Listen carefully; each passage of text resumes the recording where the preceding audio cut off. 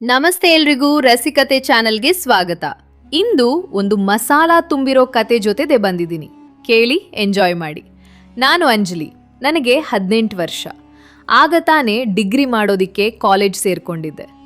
ಆದರೆ ನಾನು ಸೇರ್ಕೊಂಡಿದ್ದು girls college. ದಿನಾಲೂ ಹುಡುಗಿರನ್ನ ನೋಡಿ ನೋಡಿ ಬೇಜಾರ್ ಕಣ್ರಿ. ಏನು ಮಾಡೋದು ಹೇಳಿ, ನನ್ನ ಹಣೆ ಬರಹ. ನಮ್ಮಪ್ಪ ಗರ್ಲ್ಸ್ ಕಾಲೇಜ್ಗೆ ಹೋಗಬೇಕು ಅಂತ ನನ್ನನ್ನು ಒತ್ತಾಯ ಮಾಡಿ ಸೇರಿಸಿದ್ರು.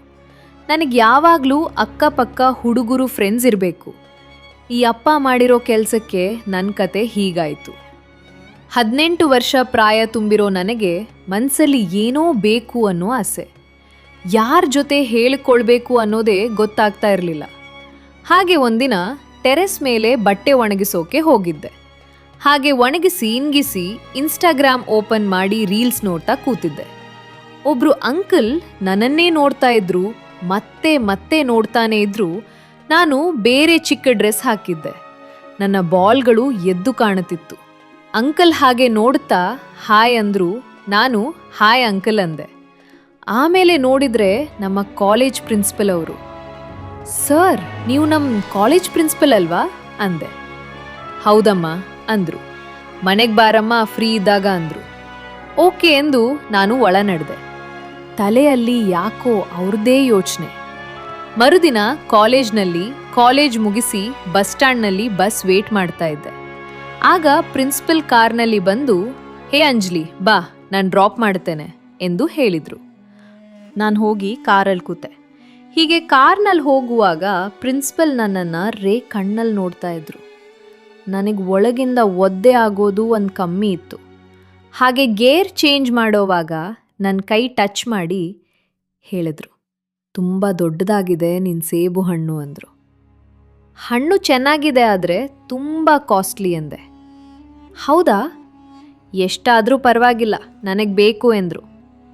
ನಾನು ನಗುತ್ತಾ ನೋಡೋಣ ಎಂದು ಸುಮ್ಮನಾದೆ.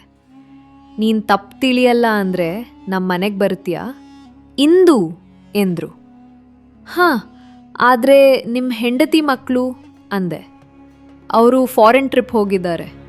ದಿನಾಲೂ ತಿಂದ ಆ್ಯಪಲ್ ತಿನ್ನೋಕೆ ಬೇಜಾರು ಅಂಜಲಿ, ಮಜಾ ಬರಲ್ಲ. ಏನಾದರೂ ಸ್ಪೆಷಲ್ ಇರ್ಬೇಕು ಕಣೆ ಎಂದರು. ಸರ್ ಆಯಿತು ಬರ್ತೀನಿ ಅಂತ ಒಪ್ಕೊಂಡೆ. ಒಳಗೆ ಹೋದವ್ರೆ ನೀನು ಆ್ಯಪಲ್ಗೆ ಎಷ್ಟು ಹಣ ಎಂದರು. ನನಗೆ ಐಫೋನ್ ತಗೋಬೇಕು ಅಂತ ತುಂಬ ದಿನದಿಂದ ಅಂದ್ಕೊಳ್ತಿದ್ದೆ. ನೀವು ನನಗೆ ಐಫೋನ್ ಗಿಫ್ಟ್ ಮಾಡ್ತೀರಾ ಸರ್ ಎಂದು ಕೇಳಿದೆ. ನೀನು ಆ್ಯಪಲ್ ಕೊಟ್ಟರೆ ನಾಳೆನೇ ನಿನ್ಗೆ ಐಫೋನ್ ಬರ್ತದೆ ಎಂದರು. ಕೆಂಪಾಗಿ ಬೆಳೆಸಿ ಸೊಗಸಾಗಿ ಆ್ಯಪಲ್ ನೋಡ್ಕೊಂಡಿದ್ದೆ. ಹಣ್ಣು ಬಿಡಿ, ಅದ್ರ ತೊಟ್ಟು ನೋಡಿದ್ರೆ ನೀವು ಕಳೆದು ಹೋಗ್ತೀರಾ. ಆಯಿತು ಅಂತ ಹೇಳಿ ಒಳಗೆ ಹೋಗಿ ಆ್ಯಪಲ್ ಓಪನ್ ಮಾಡಲು ಶುರು ಮಾಡಿದ್ರು. ನಾನು ಅಷ್ಟೇ ದಿನಾಲೂ ಮೆಡಮಿಕ್ ಸೋಪ್ ಹಾಕಿ ತೊಳೆದು ನೋಡ್ಕೊಂಡಿದ್ದೆ. ಸರ್ ಇನ್ನೇನು ಓಪನ್ ಮಾಡಿ ಸವಿಯಲು ಶುರು ಮಾಡಿದ್ರು. ಆ್ಯಪಲ್ ಕಚ್ಚಿ ತಿಂದರು. ಒಂದು ಕೈಯಲ್ಲಿ ಹಿಡಿದುಕೊಳ್ಳಲು ಕಷ್ಟ ಆಗ್ತಾ ಇತ್ತು ಅವ್ರಿಗೆ, ಅಷ್ಟು ದೊಡ್ಡ ಆ್ಯಪಲ್ಗಳು. 2 ಕೈಯಿಂದ ಎತ್ತಿ ತಿಂದರು. ಒಂದು ಆ್ಯಪಲ್ 1 ಕಿಲೋಗ್ರಾಮ್ ತೂಗ್ತಿತ್ತು. ನನಗಂತೂ ಐಫೋನ್ಗಿಂತಲೂ ಇವ್ರ ಸವಿಯೂ ರೀತಿ ತುಂಬ ಇಷ್ಟ ಆಯಿತು. ಮತ್ತೆ ನಾಳೆ ಕೊಡ್ತೀನಿ ಸರ್ ಎಂದು ಅವ್ರ ಮನೆಯಿಂದ ಹೊರಟೆ.